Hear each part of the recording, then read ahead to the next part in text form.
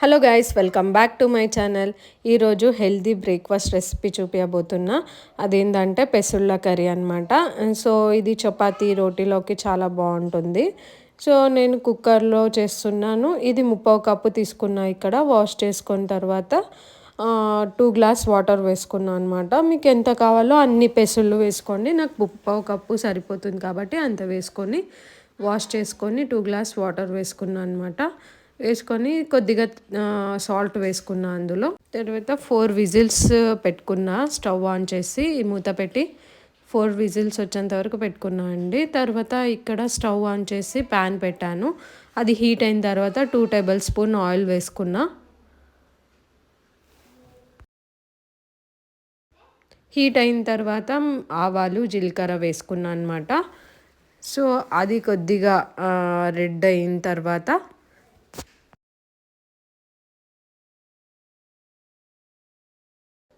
కొద్దిగా కరివేపాకు వేసుకున్నా. తర్వాత దీంట్లో ఎక్కువ అంటే వెల్లుల్లి వేయాలి అనమాట. అదే టేస్ట్ ఉంటుంది ఇందులో. నేను ఎక్కువ వేసిన అది కొద్దిగా కచ్చాపచ్చ దంచుకొని వెల్లుల్లి వేయాలి. అది కొద్దిగా రెడ్ కావాలన్నమాట. మీకు వెల్లుల్లి నచ్చకపోతే దాన్ని స్కిప్ చేసుకోండి. సో మాకైతే నచ్చుతుంది కాబట్టి మేము వేసుకున్నా. సో ఇది రెడ్ అయిన తర్వాత మనము ఆనియన్స్ని ఇలా పొడుగా కట్ చేసి పెట్టుకోవాలి. అది నేను ఒక పెద్ద ఆనియన్ని వేసాను పొడుగా కట్ చేసుకొని. ఆనియన్ కూడా వేసుకోరండి కొంతమంది, వెల్లుల్లితోటినే దాంట్లోనే కారం అది వేసి చేస్తారు. ఆనియన్ వేస్తే కొద్దిగా టేస్ట్ బాగుంటుందని నేను కొద్దిగా ఆనియన్ వేస్తాను అనమాట. సో తగినంత సాల్ట్ వేసుకోండి, ఎందుకంటే నేను పెసరులో సాల్ట్ వేసాను కదా, కొద్దిగా వేసుకున్న సాల్ట్. సో అది కొద్దిగా మగ్గాలన్నమాట ఆనియన్స్.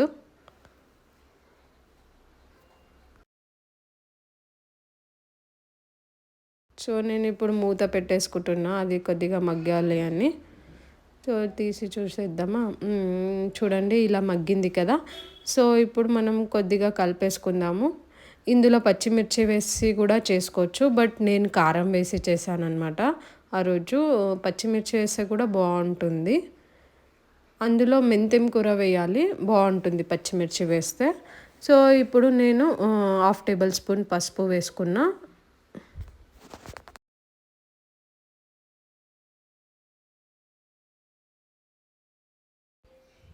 సో మళ్ళీ ఒక టేబుల్ స్పూన్ కారం వేసుకున్నా. మీకు తగినంత వేసుకోండి, కారం ఎంత తింటారో పిల్లలు కాబట్టి అంతే వేసుకోండి. నేను 1 టేబుల్ స్పూన్ వేసుకొని అవి ఉడకపెట్టినాను కదా పెసులని, అవి కూడా ఇందులో వేసేసుకున్నా. చూడండి మరీ మెత్తగా ఉడకలేదు, నార్మల్గానే ఉడికినవి. కొద్దిగా మేము మర్చిపోయి విజిల్ ఎక్కువ పెట్టేసామనుకో మెత్తగా అయిపోతుంది.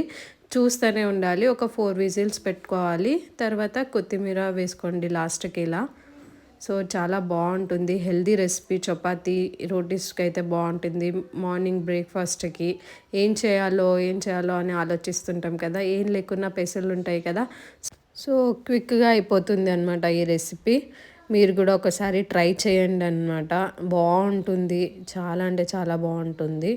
రైస్లోకి కూడా బాగుంటుంది, ఎక్కువ చపాతీ రోటీస్కి అయితే బాగుంటుంది అనమాట. సో మీకైతే నచ్చితే లైక్ చేయండి, షేర్ చేయండి, సబ్స్క్రైబ్ చేయండి.